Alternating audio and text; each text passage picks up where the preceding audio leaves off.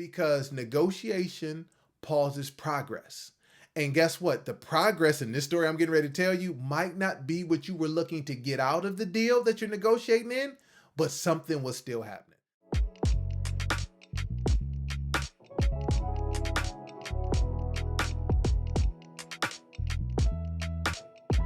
What's up? How you doing? Welcome back to A Moment in Time with yours truly, Aaron Thomason. Super excited to let you in my business again.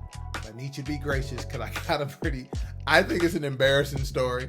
And this happened as an adult. So this wasn't even as a teenager or a kid. So, all right. So listen, let's kind of walk into it. There was a moment of clarity that I did on Kobe. And it was based on Kobe Bryant talking about removing self-negotiation because he wanted people to understand to be great, you have to remove the option of basically not committing to yourself or the goal that you had set. And the clip that you're getting ready to see actually is one where I talk about getting back to work. And why is it so important to get back to work on the task that's in front of you? Because negotiation pauses progress. And guess what? The progress in this story I'm getting ready to tell you might not be what you were looking to get out of the deal that you're negotiating in, but something was still happening. So let's take a look at this old moment of clarity.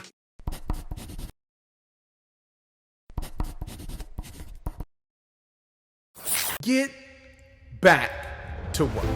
You gotta get back to work because I'm just gonna tell you about my house. One thing that we could not do was negotiate with my parents.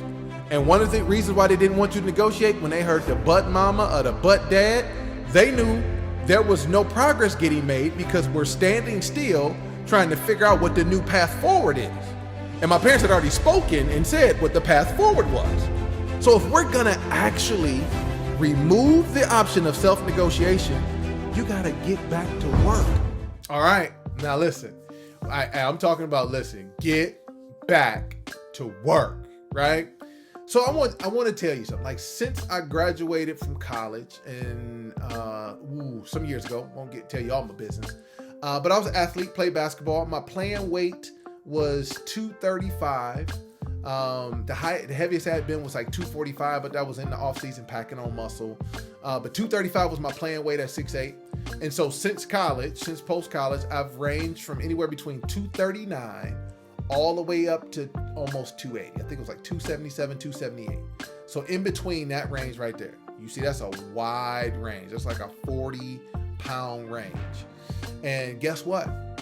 I was actually having self-negotiating, and I was in that negotiation. I was pausing my progress, and I wasn't getting back to work on the goal of a healthy lifestyle, because I never want to be in that kind of shape again. I felt like we were machines. It's just to be able to run that fast, jump that high, and just go to work every day. Like, there's no utility of it, right? So there's no need to be in that kind of shape. But there are some lessons that I could apply to my life post-career that I wasn't doing that's why that range was as big. So this has happened to me multiple times. But I remember one time I was in Ohio doing some entrepreneurial stuff with a client that I had just met. And so we're having a good time and we talking and yes, and yes, we see the future and I'm casting vision and I'm excited. I'm making it happen. I'm smiling, I'm spinning the dream and feeling good. And so as I sit down for us to start signing the paperwork, all you hear is a whoosh. Yeah. My pants literally ripped right up the seam. Now it would have been enough if I could have let them sign the paperwork, get in my car, and drive back home. But no, I had another client appointment in that same city before I was getting ready to hit the road. So two things that happened. I had to explain the loud whoosh that just happened, and then tried to figure out how to not be embarrassed because I think I had on blue pants and I think my boxers were a lighter color. So it wasn't like they blended in so people could actually see as I was walking. And I don't think I had my suit jacket that day, so you really could see. Very embarrassing moment. So I was doing a lot of walking behind people, letting people walk in front of me. I was standing close to doors, backing away from people. I was trying to do everything to cover up the fact that I ripped my pants. Why do I tell the fact that I ripped my pants? And that wasn't the only time I ripped my pants. I had ripped my pants, actually that pair of pants so much when I took them to get them repaired, the lady said, just go buy you some new ones. And I'm sitting here trying to hold on because I'm being cheap. She said, just go buy you some new ones. And guess why that kept happening? Because I was negotiating with myself saying, Aaron, today you're not supposed to eat that bag of chips. Well, I can have a bag of chips. You do everything in moderation. See, already letting myself off the hook of the commitment that I was making. And all of a sudden, it was a slow fade in the opposite direction that led to a moment in which I was embarrassed when my pants did, whoosh, they ripped. And so again, what I wanted you to understand why I speak so passionately about aligning to Kobe's self-negotiation, because when you start making a habit of self-negotiation, when you let yourself off the hook of what you committed to, guess what's going to happen? It's going to be easier to do it the next day, to do it the next day, to do it the next day. And guess what? You're not making any progress towards the original goal. And then one day, something embarrassing happens, like your pants rip in the midst of one of the most important client meetings that you have. And now all of a sudden, you got to play it off and still be professional when you're embarrassed and you feeling the breeze coming through, and you don't know that the more you walking or the more you're sitting down, if you're making it worse and people can really see all your business. So again, people, let's cut out self-negotiation.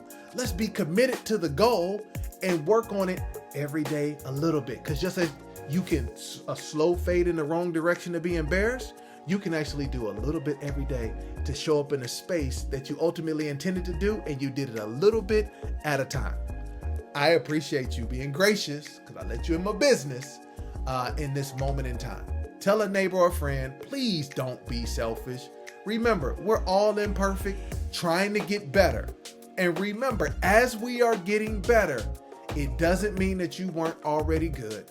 And until next time, I'll see you there.